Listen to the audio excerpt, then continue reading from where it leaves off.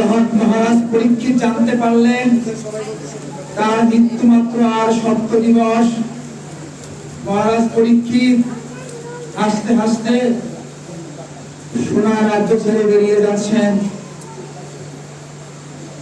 মহারাজ পরীক্ষিতের বিদায় লগ্নে মহারাজ পরীক্ষিতের বিদায়ের ঘণ্টা শুনে ওই রাজ্যের সমস্ত প্রজা সারথীরা ক্রন্দন করতে লাগলেন। সবাই ক্রন্দন করছেন, শুনলে অবাক হয়ে যাবেন। আমার মহারাজ পরীক্ষিত বিন্দু পরিমাণে বিচলিত হচ্ছেন না, ক্রন্দন করছেন না। তিনি হাসতে হাসতে ওই সোনার রাজ্য ছেড়ে বেরিয়ে যাচ্ছেন। সকলে প্রশ্ন করলেন, মহারাজ পরীক্ষিত, আপনি জানেন আর 7 দিন পরে আপনার মৃত্যু অনিবার্য অবশ্যম্ভাবী। পৃথিবীর প্রত্যেকটা লোক মৃত্যুর খবর শুনলে বিচলিত হয়ে যায়, কিন্তু আপনি দেখলাম ব্যতিক্রম। আপনি হাসতে হাসতে বিদায় নিয়ে চলে যাচ্ছেন। মহারাজ পরীক্ষিত বলছেন, কি জানেন বাবা? মহারাজ পরীক্ষিত বলছেন, ওরে আমি ক্রন্দন করবো কেন? আজ তো আমার আনন্দের দিন। কেন? বলছে গেলে দীর্ঘক্ষণ বলা যায় না বাবা, কষ্ট হয়ে যায়। যদি আপনাদের কষ্ট না হয় আমি অনুমতি চেয়ে নিচ্ছি। আমরা যে বুঝতে পারি না এই কথাটা। মহারাজ পরীক্ষিত কথা কম বললেন, মায়েরা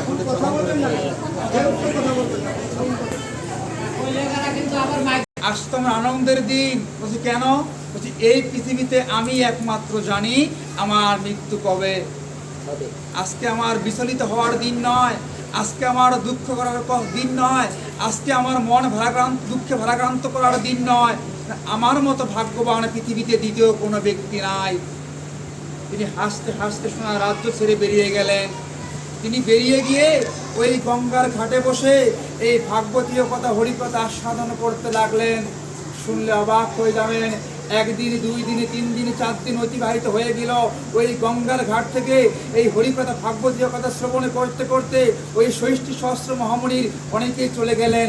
কিন্তু অত্যন্ত অবাক হলেও সত্যি, আমার মহারাজ পরীক্ষিত একটা মুহূর্তের জন্য উঠলেন না। যখন তিনি উঠলেন না, মহর্ষি বেদব্যাস তাকে প্রশ্ন করলেন, পরীক্ষিত আর সকলেই চলে গেল, তুমি বিন্দু পরিমাণ সময়ের জন্য এই জায়গাটা পরিত্যাগ করলে না, কি এমন রহস্য? মহারাজ পরীক্ষিত বললেন, প্রভু গো, আমি আমার এই ছোট্ট জীবদ্দশায় পৃথিবীর অপার প্রাকৃতিক সৌন্দর্য ভোগ করেছি, পৃথিবীর অপার রস আস্বাদন করেছি। আমি দদিমা কোন স্থানে অনেক কিছু খেয়েছি, কিন্তু বিশ্বাস করুন পৃথিবীর কোনো সুখ, পৃথিবীর কোনো খাবার আমাকে বিন্দু পরিমাণে তৃপ্তি দিতে পারে নাই। কিন্তু যেদিন থেকে এই গঙ্গার তীরে বসে এই হরিকথা ভাগবতীয় কথা শ্রবণ করতে লাগলাম, আমার মনে হচ্ছে আমার মনের মধ্যে যে অতিরিক্ত বেদনা ছিল, অতিরিক্ত বাসনা ছিল, অতিরিক্ত পূজা ছিল, এই হরিকথা ভাগবতীয় কথা শ্রবণের মাধ্যমে আমার মন থেকে সমস্ত ব্যথা, সমস্ত বাসনা দূরীভূত হয়ে গেছে। নিতাই গৌর হরি বল।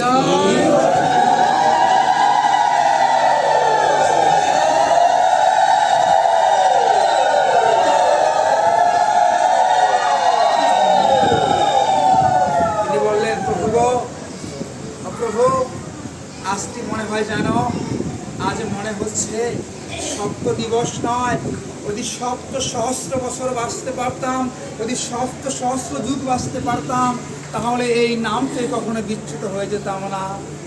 এই নামের মধ্যে এত মধু যদি আগে আস্বাদন করতে পারতাম, এই নাম গুণগান থেকে বিচ্যুত হয়ে যেতাম না। আমার জীবন যৌবন সমস্ত কিছু এই নামের মধ্যে ঢেলে দিতাম, নামের মধ্যে সমর্পণ করতাম। ভাগবতীয় গৌর ভক্ত বৈষ্ণবগণ কি আছে এই নামের মধ্যে? একটা গান 1 দিন 2 দিন 3 দিন শুনলেই সেই গান শুনতে ইচ্ছা করে না, শ্রবণ করতে ইচ্ছা করে না, সেই সুর যেন পুরাতন হয়ে যায়। কিন্তু আমার ভগবান নামের মধ্যে কি দিয়ে দিয়েছেন, যেই নাম যুগ যুগান্তরের পরিক্রমায় এখনো প্রতিনিয়ত নতুনত্ব সৃষ্টি করছে। যেই নাম আস্বাদন করলে অবলীলাক্রমে আমার ভক্তের চোখ দিয়ে ইতা আইগর হরি বলে বলে বাড়ি ঝরে পড়ে। কি আছে এই নামের মধ্যে?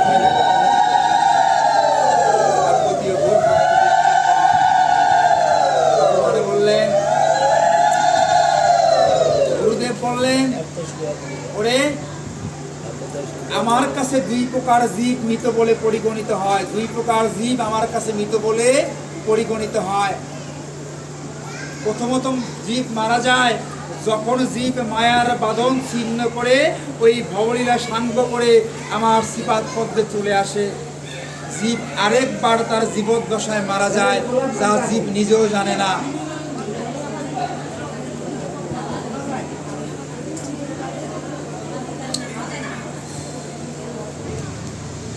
আর যে মায়েরা বাবা এসেছেন, আপনারা কৃপা করে কেউ কোনো কথা বলবেন না, যার যার মোবাইল ফোনটা পর্যন্ত সাইলেন্ট রাখবেন, যদি ভাগ্যতে ভাবের বিস্মৃতি ঘটে না যায়। আপনাদের কাছে আমার বিনম্র চিত্তে আবেদন।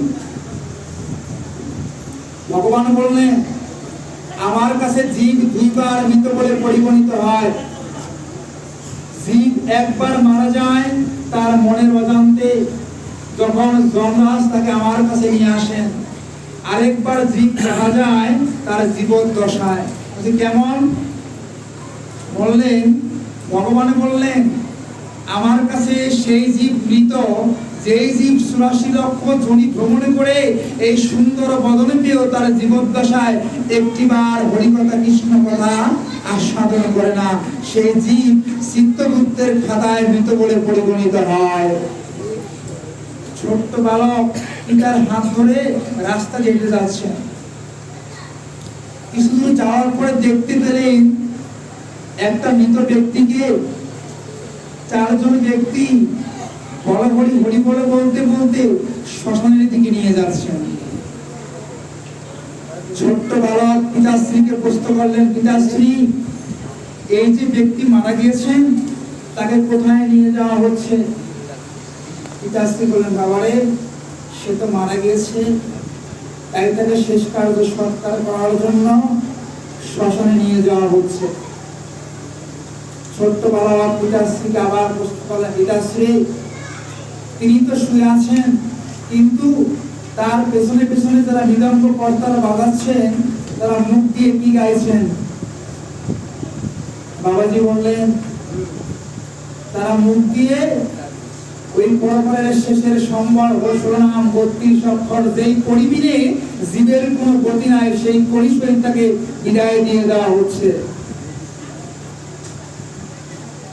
ছোট্ট বালক পিতাশ্রীকে আবার প্রশ্ন করলেন, পিতাশ্রী, সবাই তো হরিনাম করছে, যে ব্যক্তি শুয়ে আছে সেখানে হরিনাম করছে না? বাবারে, সে তো মারা গিয়েছে। যে মারা যায় সে শত প্রতিবার চেষ্টা করলে ওই বদন দিয়ে একটিবার হরিকথা কৃষ্ণ কথা আস্বাদন করতে পারে না। সে তো মারা গিয়েছে, প্রতিবার চেষ্টা করলে ওই বদন দিয়ে একটিবার কৃষ্ণ কথা হরিকথা উচ্চারণ করতে পারবে না। সেই ভাগ্য তিনি হারিয়ে ফেলেছেন। অনেকক্ষণ পর চুপ থেকে সেই ছোট্ট বালক পিতাশ্রীকে বললেন, পিতাশ্রী, আপনি বললেন যে মারা যায় সে কখনো হরিনাম করতে পারে না। আচ্ছা পিতাশ্রী, আপনিও কি মরে গেছেন? বলছে, কেন? আমি মরে যাব কেন? পিতাশ্রী, আপনি তো বললেন যে মারা যায় সে কখনো ভজন করে হরিনাম করতে পারে না। পিতাশ্রী, আমি তো আমার ছোট্ট জীবদ্দশায় আপনার এই বদন দিয়ে একটিবার কৃষ্ণ কথা শুনলাম না, হরি কথা শুনলাম না। আমার মনে হয় আপনিও মরে গেছেন। এটাই বলবো।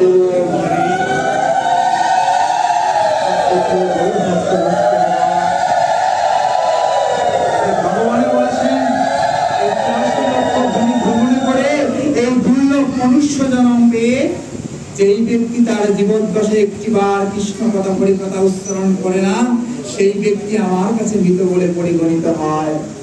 আজকে যে শ্লোকটি আপনাদের মাঝে পাঠ করলাম, এই শ্লোকটি হচ্ছে শ্রীমদ্ ভাগবতমের অত্যন্ত কঠিন একটা শ্লোক। যেই শ্লোকের প্রতিটি শব্দের মধ্যে অনেক লীলাবিলাস লুকিয়ে আছে। যদিও আমার সময় মাত্র 2 দিন, এই ছোট্ট 2 দিনের মধ্যেই আমি শ্রীমদ্ ভাগবতম, শ্রী হরিভক্তি বিলাস, ভক্তমালা গ্রন্থ, চৈতন্য চরিতামৃত, ক্রিয়াকাণ্ড বারাজি বিভিন্ন জায়গা থেকে আপনাদেরকে দর্শন দেওয়ার চেষ্টা করব। কি বলেছিলাম? কৃষ্ণের সাধার মোহ গদে ধর্ম জ্ঞান দিবি সোহা, অর্থাৎ শ্রীকৃষ্ণ যখন তার লীলা সংগ্রহণ করে ধর্ম তত্ত্বজ্ঞান সহ নিজ স্থানে গমন করলেন। এখন বাবাদের মায়েদের মনে প্রশ্ন আসতে পারে,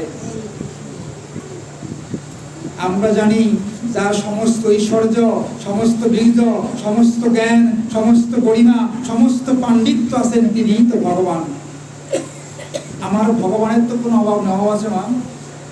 আমার ভগবানের কোনো কিছুর অভাব আছে? যেহেতু ভগবানের কোনো কিছুর অভাব নাই, তথাপি কেন ভগবান প্রতিনিয়ত যুগে যুগে অবতীর্ণ হন শ্লোক অনুযায়ী? ভগবান কেন বারবার আসেন? এই শাস্ত্র বললেন, সুন্দর ভগবান ভক্তের রাখিতে মান ধরা দামে নরদেহধারী। একমাত্র ভক্তের মান রাখার জন্যই আমার পরমানন্দ গোবিন্দ এই ধরাধামে এসে নরদেহ ধারণ করেন এবং নিজে আচারিয়া জীবকে শিক্ষা দিয়ে যান।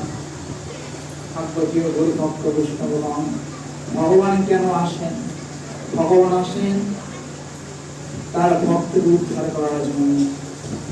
ভগবান আসেন এই মনুষ্য জাতিকে, জীব জগৎকে সঠিক পথ নির্দেশ করার জন্য। ভগবান যুগে যুগে অবতীর্ণ হন। ভাগবতীয় গুরু ভক্ত বৈষ্ণবগণ একটা দৃষ্টান্ত ভাগবত দিয়ে গেলেন। যখন ভক্ত প্রহ্লাদ প্রতিনিয়ত আমার ভগবানের নাম গুণগান করতেন, তার পিতাশ্রী পিতৃদেব ভগবানের নাম গুণগান শ্রবণ করতে পারতেন না। তিনি ছিলেন কৃষ্ণ বৈমুখ, তিনি কৃষ্ণকে পছন্দ করতেন না। যখনই ওই ছোট্ট বালক তার বদন দিয়ে কৃষ্ণপদ উচ্চারণ করত, ঠিক তখনই তার পিতাশ্রী রুষ্ট হতেন। ভাগবতীয় গৌর ভক্ত বৈষ্ণবগণ, শাস্ত্র বলেছে একটা পরিবারে নয়, যদি একটা মহল্লায় একজন শুদ্ধ কৃষ্ণ ভক্ত সন্তান জন্ম নেয়, ওই শুদ্ধ কৃষ্ণ ভক্ত সন্তানের সহচর্যের ফলে ওই সমস্ত মহল্লা উদ্ধার হয়ে আমার পরমানন্দ গোবিন্দের চরণে পদ্মে আশ্রয় গ্রহণ করে। এই কৃষ্ণ ভক্তের এমন গুণ। আমরা সকলেই তো কৃষ্ণ ভক্ত সন্তানের পিপাসায় বসে আছি মা। হ্যাঁ, কবে এমন শুদ্ধ কৃষ্ণ ভক্ত সন্তান হবে? এই যে বাবাজিরা জীবন যৌবন দিয়ে দিয়েছেন, ব্রহ্মচারিত্র গ্রহণ করেছেন, সংসারে জীবনে আসেন নাই। অনেক বাবাজি সংসারে বসে বসেই আমার পরমানন্দ গোবিন্দকে ডেকে ডেকে ভোগ দেখাচ্ছেন। এই যে বাবাজিরা আপনাদেরকে সুন্দর মধুর হরিনাম সংকীর্তন দিয়ে আনন্দ দিচ্ছেন, এরা কাদের উদ্দেশ্য কি? এদের উদ্দেশ্য একটাই, আমার পরমানন্দের গোবিন্দের শ্রীমদন শ্রীচরণ দর্শন করা। যখনই সন্তানের মুখ থেকে কি বদন থেকে কৃষ্ণ কথা বিচ্যুত হয় না, পিতাশ্রী সিদ্ধান্ত নিলেন তাকে হত্যা করবেন। এতবার চেষ্টা করলেন, অগ্নিকুণ্ডে নিক্ষিপ্ত করলেন, কৈলাসের পদতলে কৃষ্ট করলেন, সমুদ্রে নিক্ষেপ করলেন, কিন্তু ভগবান বলেছেন, ভাবছ বসে চলবে পিছে, তুমি ভাববার কে? ভাববার যিনি ভাবছেন তিনি, তুমি ভাবো তাকে। দুশ্চিন্তাকে দূর করিতে সঠিক চিন্তা করো, শান্তির মাঝে শান্তি পাবে।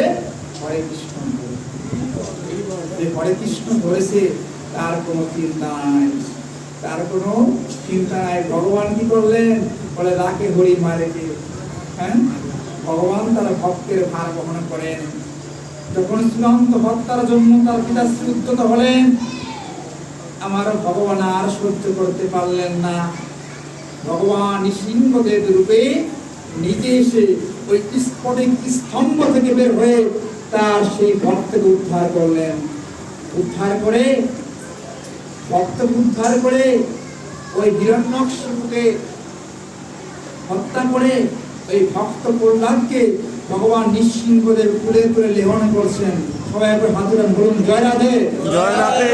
জয় রাধে।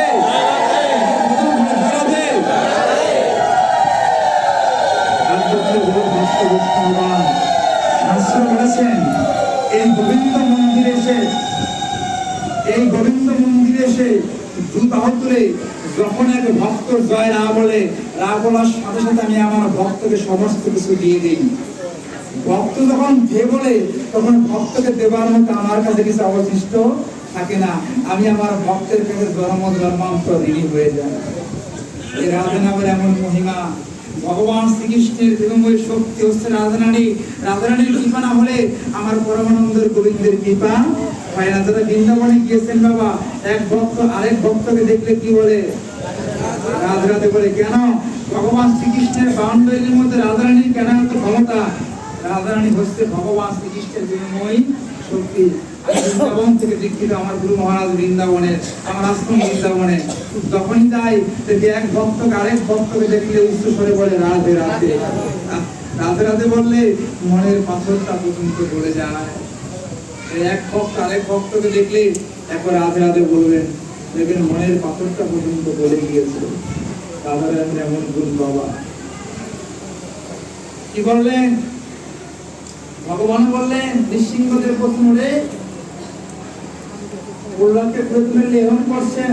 যখন লেহন করছেন ভগবান নৃসিংহদেব অপলক দৃষ্টিভঙ্গিতে ওই প্রহ্লাদের দিকে তাকিয়ে আছেন, আর প্রহ্লাদ ভগবানের দিকে তাকিয়ে আছেন। ভক্ত ভগবানকে বলছেন, ভগবান তুমি কত সুন্দর, তুমি কত সুন্দর, আর তুমি কিনা আমার দিকে তাকিয়ে তাকিয়ে কি এমন দেখছো অবাক দৃষ্টিভঙ্গিতে? আমার কাছে কি এমন আছে যা তোমার মধ্যে নাই? ভগবান কি বললেন জানেন? শুনলে অবাক হয়ে যাবে। ভগবান বললেন, প্রহ্লাদ তোকে দেখেন আমার বড় হিংসে হয়। কি বলছো ভগবান? এই পৃথিবীতে সেই হিংসা করে যার কোনো কিছুর অভাব আছে। প্রভু তোমার তো কোনো কিছুর অভাব নাই, তোমার ভান্ডারে তো কোনো কিছুর অভাব নাই, তথাপি তুমি কেন আমার মতো ক্ষুদ্র ভক্তকে দেখে হিংসা করছো? কি এমন আছে আমার মধ্যে যা তোমার মধ্যে নাই? ভগবান বললেন, প্রহ্লাদ আমার অভাব আছে। আমার ভক্তের কাছে এমন দুইটা জিনিস আছে, সেই দুইটা জিনিস আমার কাছে নাই রে। আমি তো ভক্তের ভালোবাসার কাঙাল। আজকে কাঙালের বেশে আজ তোর মতো শুদ্ধ সাত্বিক কৃষ্ণ ভক্তের কাছে আমি ভগবান নৃসিংহদেব ওই দুইটা জিনিস ভিক্ষা চাইবো, বল তুই আমাকে ফিরিয়ে দিবি না? দেখুন আমার ভগবান ভক্তের কাছে বাধা পড়ে আছে। কি বললে? তোর কাছে এমন দুইটা জিনিস চাইবো, বল তুই ফিরিয়ে দিবি না? ভগবান ভক্তের কাছে চাইছেন। আমার ভগবান তো নামের পাগল। পদকর্তা বললেন, ওরে নিতাই কৃষ্ণ নাম দিনে মোর মুখে আর কোনো গান নেই। ওই নিতাই কৃষ্ণ নাম দিনে মোর মুখে আর কোনো গান নেই। এ জীবন আমি দিয়ে দিলাম ওই চরণে, মোর মুখে আর কোনো ভাষা নেই আমার, মোর মুখে আর কোনো গান নেই। জানি না কৃষ্ণ নামে এত কি মধু, ওই হরির নাম মোরে করেছে জাদু। জানি না কৃষ্ণ নামে এত কি মধু, ওই হরির নাম মোরে করেছে জাদু। ও নামের মহিমা তবু শেষ সবার নয়, সারাটি জনম আমি গেয়ে যেতে চাই, সারাটি জনম গেয়ে যেতে চাই আমি। ওই নিতাই কৃষ্ণ নাম দিনে মোর মুখে আর কোনো গান নেই। ভগবান বলছেন, তোর কাছে এমন দুইটা জিনিস আছে, যে দুইটা জিনিস আমার কাছে নাই, বল তুই আমাকে ফিরিয়ে দিবি না? ভক্ত বলছেন, ভগবান এই পৃথিবীতে জীবের অভাব আছে, তোমার কাছ থেকে চাই, আর তুমি ভগবানের জীবকে সেই ক্ষমতা দান করেও আজ তোমার কাছে দুইটা জিনিস নাই। ভগবান বলো, কি এমন দুইটা জিনিস তোমার কাছে না? যদি আমার ভান্ডারে থাকে, এই পৃথিবীতে তো আমার বলতে আমার কিছু নাই ভগবান, সবই তো তোমার। এই পৃথিবীতে আমার বলতে আমার কিছু আছে? আমার নাম অন্যজনের দেওয়া, হ্যাঁ, আমার এই দেহটা আরেকজনের দেওয়া। আমি যেদিন মারা যাব, আমাকে যে শ্মশানে নিয়ে যাবে তাও অন্যজনের সহযোগিতায়। এই পৃথিবীতে আমার বলতে আমার কি আছে বাবা? আমার বলতে আমার কিছু নেই। ভগবান সবই তো তোমার। ভগবান বললেন, তাহলে শোন, আমার প্রথম অভাব তোর মা আছে, আমার মা নেই। ভক্ত ভগবান কি বলছো তুমি? এই পৃথিবীতে তো প্রত্যেকটা জীব তার মায়ের কুল থেকে মায়ের কুল করে চলে আসে, তার মায়ের গর্ভ থেকে ভূমিষ্ঠ হয়, তবু তুমিও তো কোনো না কোনো মায়ের গর্ভে চলে এসেছো, তোমারও তো মা আছে। ওরে, এই পৃথিবীর প্রত্যেকটা জীব তার মায়ের গর্ভ থেকে ভূমিষ্ঠ হলেও আমি ভগবান নৃসিংহদেব কোন মায়ের গর্ভে চলে আসি নাই। আমি একমাত্র তোর মতো ভক্ত উদ্ধার করার জন্যই এই স্ফটিক স্তম্ভ ফেটে বের হয়েছি, কোন মায়ের গর্ভে চলে আমি আসি নাই। ভক্ত অবাক হয়ে গেল, আমি তো মায়ের গর্ভে চলে আসি নাই, তাই মায়ের আদরটা আমি পাই না। এই পৃথিবীতে সেই ব্যক্তি বড় সৌভাগ্যবান যার মাতৃদেব এবং পিতৃদেব এখনো বেঁচে আছে। ভগবান বলেছেন, আমি আমার প্রত্যেকটা জীবের জন্য এই অন্তরিক্ষ লোকে দুইজন দৃশ্যমান দেব দেবতাকে দিয়ে দিয়েছি, একজন তার পিতৃদেব আর একজন মাতৃদেবী। এই দুইজন দেব দেবতার কৃপা হলে ওই সন্তান কখনো কোথাও বাধাগ্রস্ত হয় না, থেমে থাকে না। যদি ভজনা করতে হয়, আগে তোমার দৃশ্যমান দেব দেবতাকে ভজনা করো। ওই দৃশ্যমান দেব দেবতাকে ভজনা করলেই সেই ভজনা অবলীলাক্রমে আমার প্রাণ গোবিন্দের চরণপদ্ম পর্যন্ত পৌঁছে যায়। আর প্রতিও ভক্ত বৈষ্ণবগণ, ভগবান বলছেন, ওরে, এই পৃথিবীতে মা নামক মধুর ডাকটা আমি এখনো বরণ করে ডাকতে পারি নাই। আমাকে একটু সুযোগ দে, আমাকে বিন্দু পরিমাণ সুযোগ দে, যেই সুযোগের বিনিময় হলেও আমি তোর মাকে একটিবার মা বলে ডাকবো। ভক্ত প্রহ্লাদ বলছেন, প্রভু তুমি আমার মাকে মা বলে ডাকবে কেন? এই পৃথিবীতে এত মা থাকতে তুমি কেন আমার মাকে মা বলে ডাকবে? ভগবান বলছেন, ওরে, এই পৃথিবীতে অজস্র মা থাকতে পারে, কিন্তু তোর মতো শুদ্ধ সাত্বিক কৃষ্ণ ভক্তের মা কয়জনে হয়? এই জন্য তো তোর মাকে আমি একবার বদনে ভরে মা বলে রাখবো। মায়েরা শুনে রাখো, আজ থেকে 500 বছর 600 বছর আগে এই মায়ের ক্রোশ করে চলে এই লোকনাথ গুরুমন্ত্রী এসেছেন, রাম ঠাকুর এসেছেন, প্রভু জগৎবন্ধু সুন্দর এসেছেন, কিন্তু এখন কেন আসেন না? আরে ভগবান আসতে চান, আসার মতো মাতৃগর্ভ খুঁজে পান না। একটা বিমান ল্যান্ড করার জন্য একটা স্পেসিফিক স্পেসের প্রয়োজন, একটা বিমান যেখানে সেখানে ল্যান্ড করতে পারে না। ঠিক তদ্রু আমার ভগবান আসার জন্য একটা শুদ্ধ সাত্বিক মাতৃগর্ভের প্রয়োজন, কিন্তু সেই মাতৃগর্ভ এখন তারা আর খুঁজে পান না। কুরুচি, কুখাদ্য, কুঅভ্যাস চিন্তা করতে করতে আমরা আমাদের মাতৃগর্ভটাকে আড়ষ্ট করে ফেলছি। এই ভগবান আসতে চাইলেও সেরকম মাতৃগর্ভ আর খুঁজে পাচ্ছি না। আর যদিও ভক্ত বৈষ্ণবগণ তাই বললেন, তোর মতো শুদ্ধ সাত্বিক কৃষ্ণ ভক্তের মাকে যদি মা বলে ডাকতে পারি, আমি অত্যন্ত পুলকিত হব, আনন্দিত হব। বল, তুই আমাকে ফিরিয়ে দিবি না? আমি শুধু তোর মাকে একটিবার বদন করে মা বলে ডাকবো। প্রভু, বুঝলাম তোমার একটা জিনিসের অভাব। ভগবান, তুমি তো বললে তোমার দুইটা জিনিসের অভাব, আরেকটা জিনিস কি? ভগবান বললেন, ওরে, আমার আরেকটা জিনিস হচ্ছে, আমার যেমন মা নেই, আমার আরেকটা জিনিসের অভাব, আমার কাছে ভক্তের ভক্তিপূর্ণ ভালোবাসাটা নাই। আমি আমার ভক্তের ভক্তিপূর্ণ ভালোবাসার কাঙাল। আমি যদি ভক্তের কাছ থেকে ন্যূনতম পরিমাণে ভালোবাসা পাই, সেই ভালোবাসার বিনিময়ে আমার ভক্ত আমার কাছে যা চায় আমি তাকে তা দিয়ে দিই। বড়, তুই আমার কাছে কি চাস? তুই যা চাইবি তোকে আমি এই দুইটা জিনিসের বিনিময়ে তা দিয়ে দিব। তুই বড় রাজা হবি, তোকে রাজা বানিয়ে দেবো। ভক্ত বলছেন, প্রভু, রাজা হওয়ার জন্য তো হরিভজন করি নাই। যদি রাজা হওয়ার জন্য হরিভজন করতাম, তাহলে আমি পৈতৃক সূত্রেই বড় রাজা হতে পারতাম, কারণ আমার পিতাশ্রীও রাজা ছিলেন। প্রভু, আমি তো তোমাকে পাওয়ার জন্য হরিভজন করেছি। এই পৃথিবীতে যে পরমানন্দ গোবিন্দকে পায়, তার কি আর কিছু চাওয়ার বাসনা থাকে? আমি তো তোমাকে পেয়েছি, আমি আর সেই তুচ্ছ সম্পর্কে চাই না, ওই মায়ের তামসিকতা আমি চাই না, আমি তো তোমাকে পেয়েছি। প্রভু, ভগবান বলছেন, আচ্ছা ভগবান, এই পৃথিবীতে তোমার কত রকমের ভক্ত। কেউ অট্টালিকায় বসে তোমাকে রাজভোগ দিয়া সেবা করে, আর কোন দরিদ্র ভক্ত তোমাকে দেওয়ার মতো তাদের কাছে কিছু নাই, সামান্য পরিমাণে চিনি বাতাসা দিয়ে তোমার সেবা করে। তুমি বলো তুমি কারটা গ্রহণ করো, তুমি কারটা গ্রহণ করো। ভগবান কি বললেন জানি? ভগবান বলে, আমি আমার ভক্তের রাজভোগে সন্তুষ্ট হই না যদি সেই রাজভোগের মধ্যে ভক্তের ভক্তিপূর্ণ ভালোবাসা না থাকে।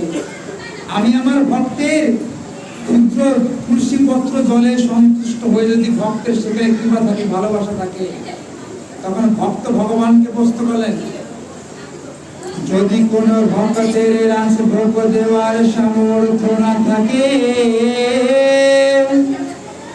সেই ভক্ত তোমার কৃপা বাড়ি কিভাবে পাবে? ভগবান বললেন, ভক্ত যদি কোনো ভক্তের রাজভোগ দেবার সামর্থ্য না থাকে, সেই ভক্ত যদি ভক্তি ভরে আমাকে একটি ফল দান করে, আমি গ্রহণ করে থাকি। ভক্ত বললেন, ভগবান যদি কোনো ভক্তের কাছে ফল না থাকে, সেই ভক্ত তো তোমার কৃপা বাড়ি কিভাবে পাবে? ভগবান বললেন, ভক্ত যদি কোনো ভক্তের কাছে ফল না থাকে, সেই ভক্ত যদি ভক্তি ভরে আমাকে একটি পুষ্প দান করে, আমি গ্রহণ করে থাকি। ভক্ত বললেন, ভগবান যদি কোনো ভক্তের কাছে ওই পুষ্প না থাকে, সেই ভক্ত তোমার কৃপা বাড়ি কিভাবে পাবে? ভগবান বললেন, ভক্ত যদি কোনো ভক্তের কাছে ওই পুষ্প না থাকে, সেই ভক্ত যদি ভক্তি ভরে একটি তুলসী পত্র নিবেদন করে, আমি গ্রহণ করে থাকি। ভক্ত বললেন, ভগবান যদি কোনো ভক্তের তুলসী পত্র দেওয়ার সামর্থ্য না থাকে, সেই ভক্ত তোমার কৃপা বাড়ি কিভাবে পাবে? ভগবান বললেন, ভক্ত যদি কোনো ভক্তের তুলসী পত্র দেওয়ার সামর্থ্য না থাকে, সেই ভক্ত যদি ভক্তি ভরে একটু গঙ্গার জল নিবেদন করে, আমি গ্রহণ করে থাকি। ভক্ত বললেন, ভগবান যেই ভক্ত দিনহীন ভিখারির বেশে বসে থাকে আর তোমার মন্দিরে গিয়ে বলে, নিতাই তুমি বিনে মোর কেহ নাই, নিতাই তুমি বিনে মোর কোনো বান্ধব নাই, নিতাই তুমি বিনে মোর কোনো আশ্রয় নাই, তোমাকে দেবার মতো আমার কাছে কোনো কিছু নাই, তবু তুমি কাজটা কিভাবে গ্রহণ করো? তুমি তোমার কৃপা তার প্রতি কিভাবে বর্ষিত করো? তুমি তাকে তোমার চরণ পদ্মে কিভাবে ঠাঁই দাও? ভগবান বললেন, ভক্ত যদি কোনো ভক্তের কাছে গঙ্গার জল যদিও না থাকে, আমি আমার ভক্তকে এমন দুইটি সমুদ্র দিয়ে দিয়েছি, যার জল কখনো শুকাবে না, যার জলে কখনো নিঃশেষ হবে না, যার জলে কখনো ফুরিয়ে যাবে না, যার জল কখনো শুকিয়ে যাবে না। ভক্ত বললেন, ভগবান তুমি তোমার ভক্তকে এমন দুইটি কি সমুদ্র দিয়ে দিয়েছ যে পৃথিবীর সমস্ত জল শুকিয়ে গেল, তোমার ভক্তের সমুদ্রের জল শুকাবে না। ভগবান বললেন, ভক্ত আমি আমার ভক্তকে দুইটি চক্ষু নয়ন দিয়ে দিয়েছি, পৃথিবীর সমস্ত জল শুকিয়ে গেলেও আমার ভক্তের চোখের জল কখনো শুকাবে না, আমার ভক্তের চোখের জল কখনো নিঃশেষ হবে না, আমার ভক্তের চোখের জল কখনো ফুরিয়ে যাবে না। যদি ভক্ত দিনহীন কাঙ্গালের বেশে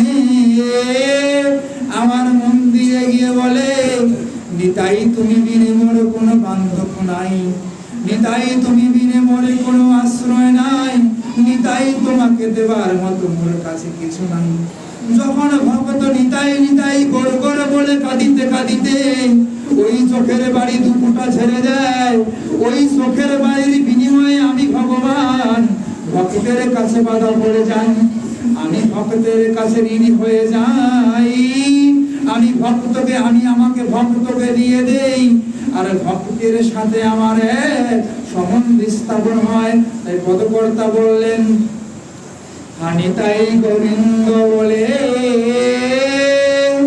যেই ভক্ত চোখের বাণী ছেড়ে দেন, গোবিন্দ বলে জন্ম জন্মান্তরে আমি তার কাছে ঋণী হয়ে যাই।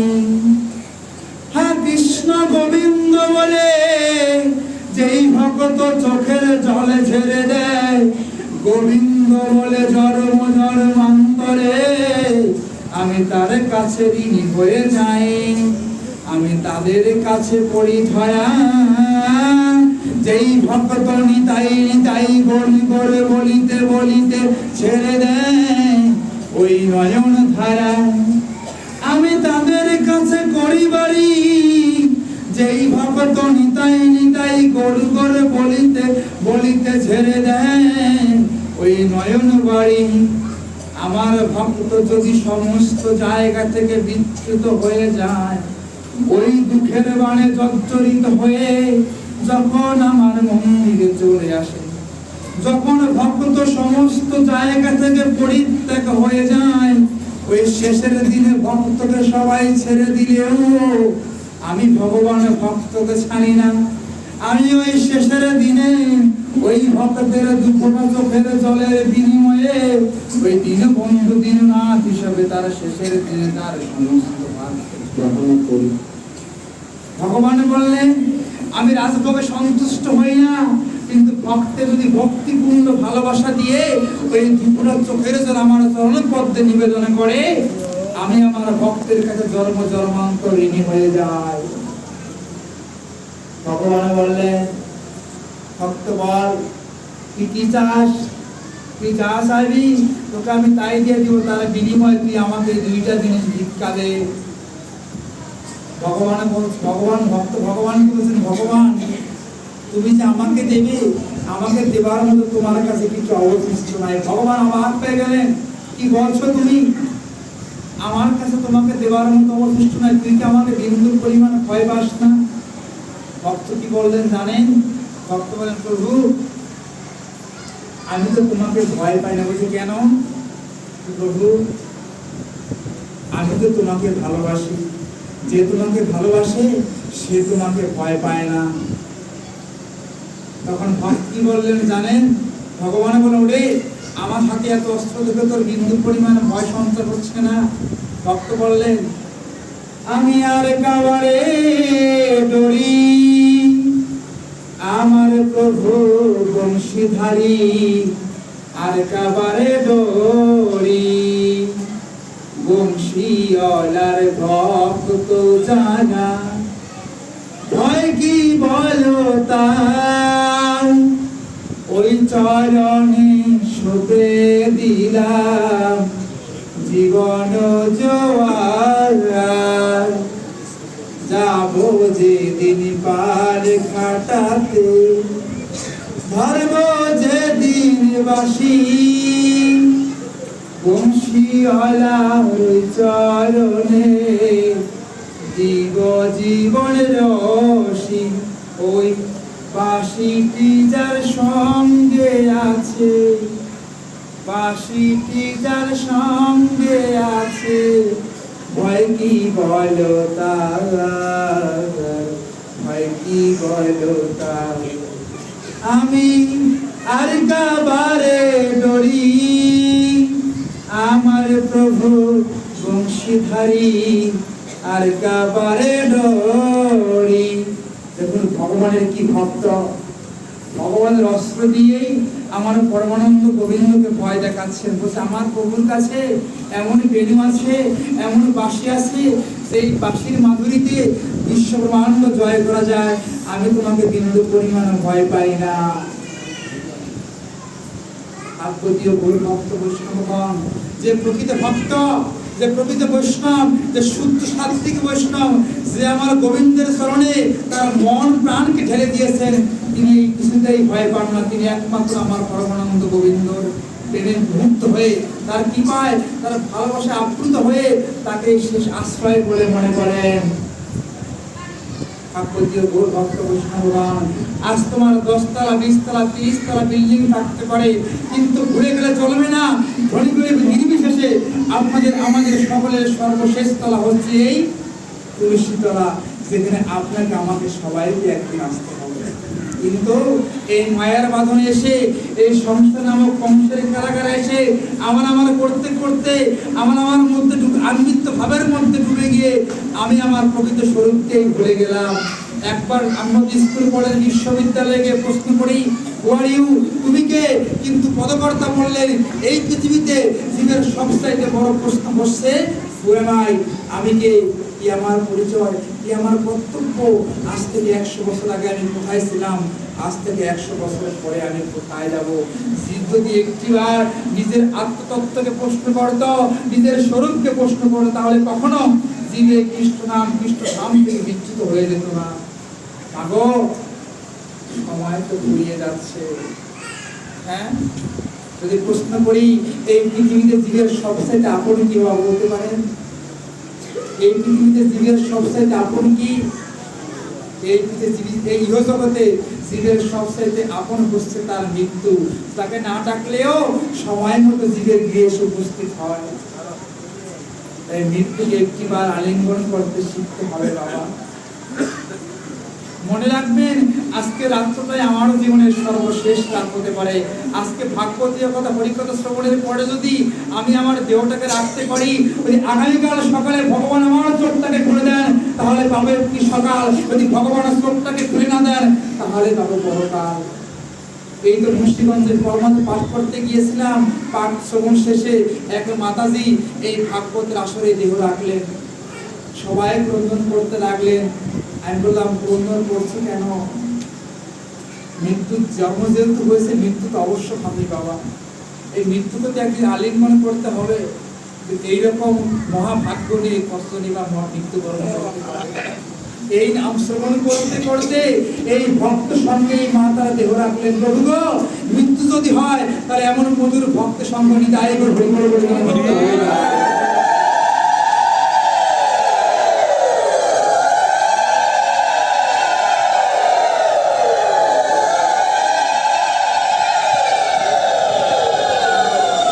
পদকর্তা বললেন, বাবা একটু ধরুন নিজম্বতা, বাবাজি নিজম্বতা ধরেছে। পদকর্তা বললেন, আমি কেন ভাবে এসেছিলাম ওই বৈষ্ণব চরণ না বুঝিলাম, কেন ভাবে এসেছিলাম বৈষ্ণব চরণ না বুঝিলাম।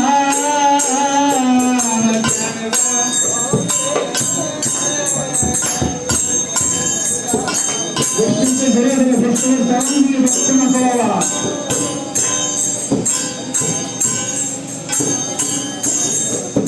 দিনের দিনে চলে যায়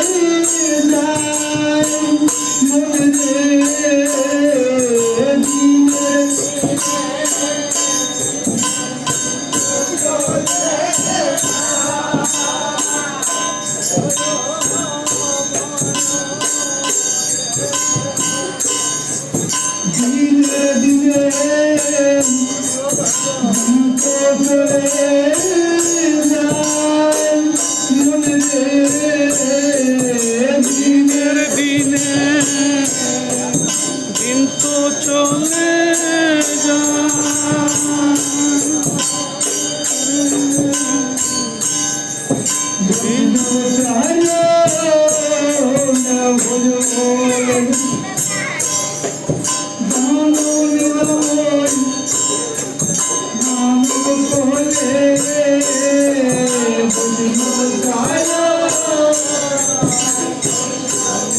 এবং তোমার জীবনে নাম আসতে পারে বাবা।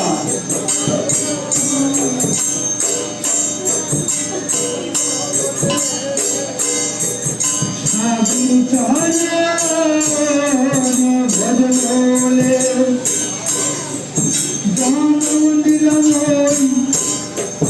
মানব পহলে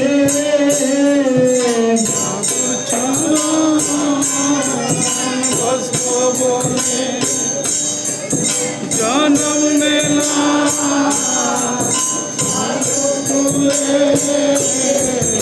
আর বলো মন আশায় আর ছায়া মনে রে আর বলো মন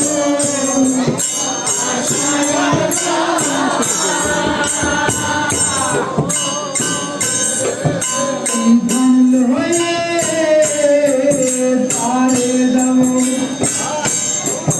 মহাজনকে কি বলিল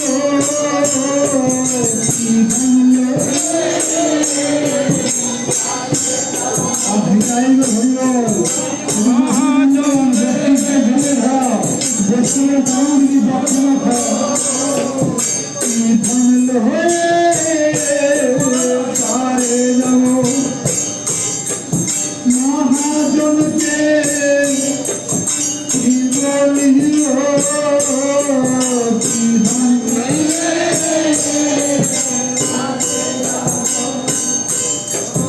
মহাজন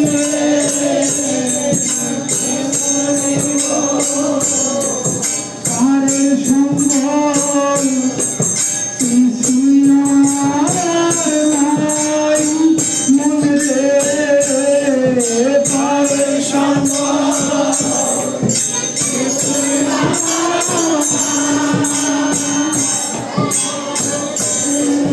কারের সম্বল কিছুই আমার নাই মনে রে কারে সম্ভব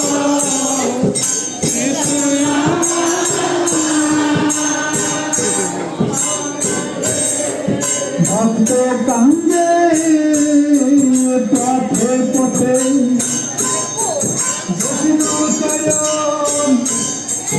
ভুলিতেছে ভক্ত কান্দে